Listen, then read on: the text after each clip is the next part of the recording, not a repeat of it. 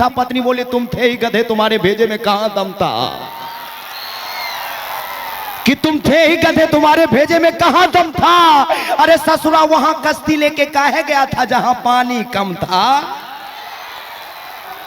क्योंकि मैं सूरजमुखी, वो चंद्रमुखी, वो मुझसे दुखी, मैं उससे दुखी।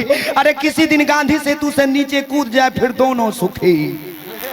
और सर ना ही मैं गुस्सा कर पाता। शिव भैया की तरफ लगता है घर में इनका भी हालत ठीक नहीं है। ये हमारे शिव भैया की तरफ से पूरे 501 रुपए का आशीर्वाद। आप लोग देख रहे हैं कि हमारे वीडियो साहब की तरफ से क्यों नहीं आया, उनके तरफ से भी आएगा, जरूर आएगा। चलिए कोई बात नहीं। और चलिए मैं सच्ची बात बता रहा हूं और ना ही मैं गुस्सा कर पाता हूं। एक दिन गुस्से में आत्महत्या करने के लिए घर से बाहर जा रहा था। पत्नी गेट पे बोली कहां जा रहा हूं। बोले आत्महत्या करने। पत्नी बोली झोला लेके जाओ।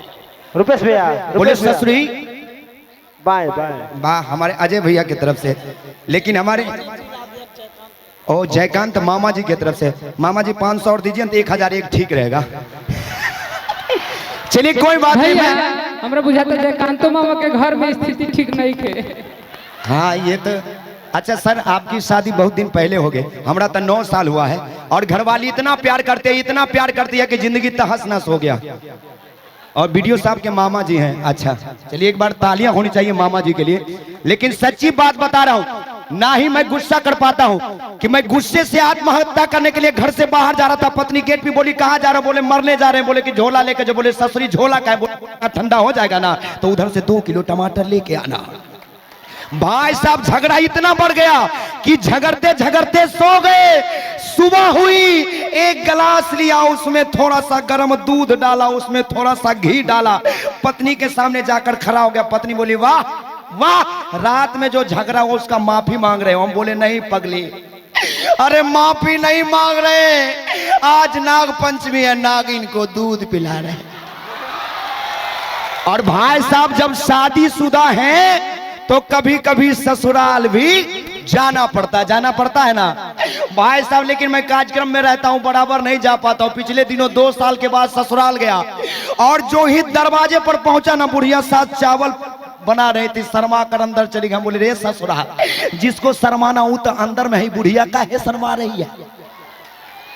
भाई साहब 2 साल के बाद गया, हमारे सेवा में कहीं पुआ पकवान तो कहीं मेवा मिष्ठान बनाए गए। मैंने जमकर खाया, ससुरा रात में पेट गुड़गुड़ाया। भाई साहब सोचे कि इतना रात को इधर उधर कहां जाए। देखे ना कोना में एगो अचार का घड़ा रखा हुआ था। भाई साहब कुछ नहीं किया, नूंगी उठाया, शुरू में पूरा फुल। हम सोचे अगर घर में छोड़ेंगे तो सुबह में लोग क्या बोलेगा। बस गमछा लिया, उसका मुंह बांधा, चल दिया कांधा पर लेकर फेंकने के लिए। जो ही कुछ दूर आगे बढ़ा ना, सामने से एक सिपाही जी डंडा लेके आ रहे थे। बोले रे ससुरा रे कौन है रे। बोले सर हमको न चोर हैं। बोले तुम्हारे माथा पका। अरे बोले सर आज कुछ हाथ नहीं लगा, सिर्फ आचार हाथ लगा। सिपाही जी खुश हो गए, बोले रे जल्दी गाड़ी में रखो, भागो यहाँ से। भाई साहब मैं वहां गाड़ी में रखा, भागा। सिपाही जी खुश हो गए, घर गए और अपने पत्नी से भोजपुरी में बोले कि सुना दारू हो, अरे सुना दारू हो, आचार हाथ लगल व खिचड़ी बनई हो।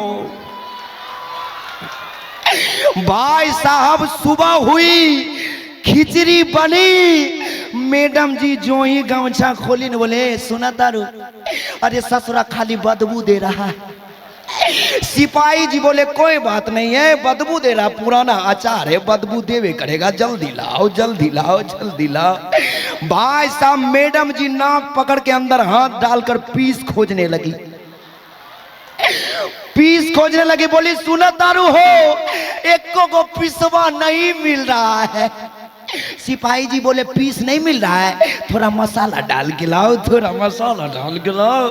भाई साहब मसाला डालकर जो ही सिपाही जी के आगे पड़ा, सिपाही जी बोले रे ससुरा धोखा दे गया, ससुरा धोखा दे गया, अचार के बदले में अपना चोखा दे गया।